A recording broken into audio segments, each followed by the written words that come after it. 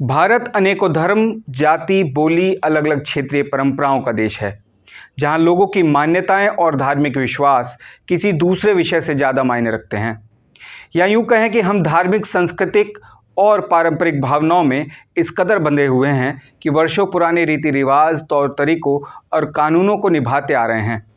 और इस प्रक्रिया में कहीं ना कहीं हम नैतिक, अनैतिक, सही गलत का भेद करने में शायद चूक कर रहे हैं। दौर बदल रहा है, देश बदल रहा है, भारतीय लोकतंत्र दुनिया में मिसाल बन रहा है। क्या अब ज़रूरत है देश में एक कानून, एक संविधान लागू किया जाना चाहिए? क्या देश का हर नागरिक एक ही कानून के दायरे में नहीं आना चाहिए?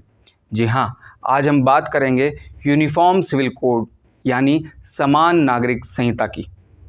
नमस्कार, मैं रवि गौतम, आप देख रहे हैं नमस्कार भारत। क्या यूनिफॉर्म सिविल कोड के आने के बाद धर्म, परंपराएं और प्रथाएं खत्म हो जाएंगी? ये तमाम सवाल लोगों के मन में भ्रम की तरह घर कर रहे हैं। दरअसल ये एक ऐसा प्रावधान है जिससे पूरे भारत में विवाह से लेकर तलाक, संपत्ति के अधिकार, उत्तराधिकार और यहाँ तक कि गोद लेने के नियम भी समान हो जाएंगे। यानी इसके लागू होने के बाद हर धर्म, संप्रदाय और जाति के लिए देश में एक समान कानून होगा। भारत विभिन्न धर्मों, परंपराओं, संस्कृतियों, रीति रिवाजों को मानने वाला देश कहा जाता है। ऐसे में इन सभी धर्मों, रीति रिवाजों, प्रथाओं को फॉलो करने के लिए अलग अलग रूल्स, रेगुलेशंस और अलग अलग कानून बनाए गए हैं। लेकिन इन कानूनों को एक ही कानून में मर्ज करना कितना सही है? मौजूदा वक्त में यूनिफॉर्म सिविल कोड यानी समान नागरिक संहिता पर पूरे देश में बहस छिड़ी है। असल में समान नागरिक संहिता को लेकर केवल देश का अल्पसंख्यक वर्ग ही चिंतित नहीं है। इस बहस से सबसे ज्यादा चिंतित हैं आदिवासी समुदाय। भारत के विभिन्न हिस्सों में निवास करने वाले जनजातीय समुदाय को डर है कि यूनिफॉर्म सिविल कोड उनकी सांस्कृतिक परंपराओं, मान्यताओं को खत्म न कर दे, जिसे वो वर्षों से संरक्षित करते आए हैं। जैसा कि आप जानते हैं, भारत विविधताओं का देश है। अलग अलग धर्म में जाति से लेकर शादी, तलाक जैसे मामलों के लिए निजी कानून प्रभावी हैं।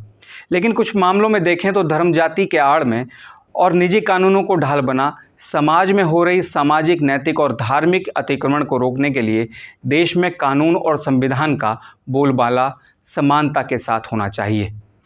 देश में समान नागरिक संहिता लागू होना समय की मांग है। लेकिन क्या यह कानून किसी दल के राजनीतिक एजेंडे के अनुसार होना चाहिए, या फिर कानून का विरोध कर रहे विपक्ष को सामने आकर इस कानून के मसौदे में अपने प्रस्ताव रखने चाहिए और भारतीय लोकतंत्र को मजबूत करने में महत्वपूर्ण भूमिका निभानी चाहिए?